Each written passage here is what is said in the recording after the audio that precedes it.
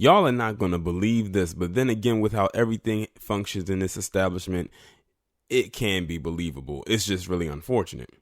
In this picture, you see a man by the name of Willie Simmons, and he is 62 years of age.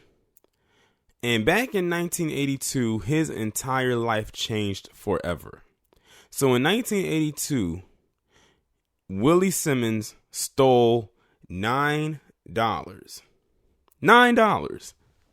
And he got arrested for it and was convicted under something called the habitual offender law. Now I'm going to go into that in a little bit. Guess how many years he spent in jail behind that? 38 years. He just got released this year in 2019. Let me say that again. He stole $9 and got sentenced to 38 years in jail. He probably had longer than that, but they just decided to release him. They said that this was considered to be first-degree robbery. Robbery in the first degree. Now, mind you, there are people out here who have raped, murdered, and a gang of other things that were way worse than stealing $9. And they barely even get or even touch what this man received. 38 years. So that means he had to have gone in when he was in his early 30s, if my math is correct, or maybe late 20s, closing in on 30s is probably around the time he had to have gone in, because he's 62 now.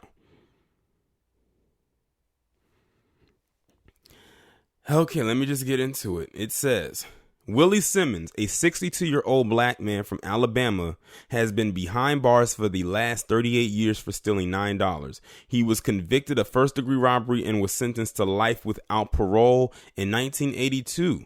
Due to Alabama's habitual offender law, he already had 3 prior convictions. Now, habitual offender law, just reading that, what does that sound like? Doesn't that sound a lot like the 3 strikes law bill or the crime bill that Clinton and his sidekick, Jim Crow Joe, Mr. Touchy-Feely Joe Biden, the one who's currently running for president? Doesn't that sound like the one they came up with? What have I always said? They will start these kinds of laws on a low-level base, and if it gets enough traction or attracts the people that they wanted to attract, they will move up to a more grander scale. And you know what? I think I talked about that habitual offender law before on my channel. I can't remember, but it sounds real familiar with another case. And I think I have now that I'm kind of trying to jog my memory. But let me continue.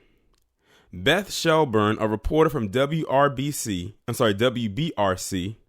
shared Simmons' ordeals in a thread on Twitter, having a conversation with him.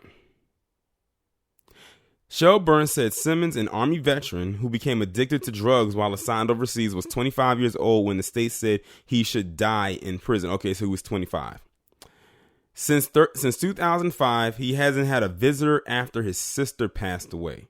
Now, at the age of 62, he has been incarcerated in the Home and Correctional Facility in Escambia County, Alabama, which is considered one of the most violent prisons in the country. Despite that, he is studying for his GED, trying to stay away from the wild bunch. Simmons is not denying the crime he committed that landed him in prison for life. He admitted he was high on drugs when he wrestled a man to the ground and stole his wallet that contained $9 as he was trying to get a quick fix. Now, you got to think, this was back in the time when the crack era was on the rise, but it said he was overseas when this happened. Simmons recalled his trial, which lasted about 25 minutes. He said his appointed attorney didn't call on any witness, and the prosecutors didn't offer a plea deal, although his prior offenses were nonviolent.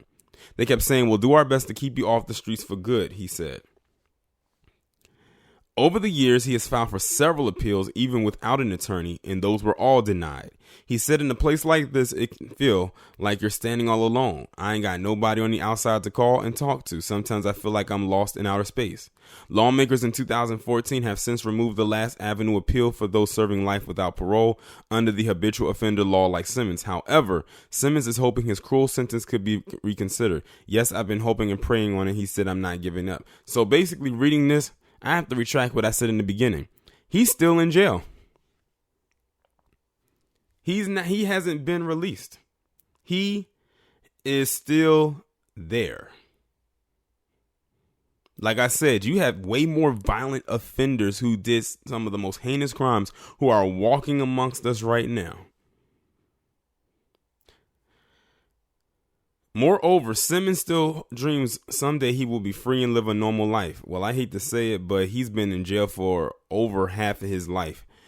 And at this point, and the thing is, he's been in there since the 80s. So you got to think 80s, 90s, early 2000s, this part, we're going into a new decade. It's going to be hard for him to readjust into that life. Not saying that it's impossible, but he's lost out on the last 4 decades. Damn near 5, because he went in jail in 1982. He was only 2 years into the 80s.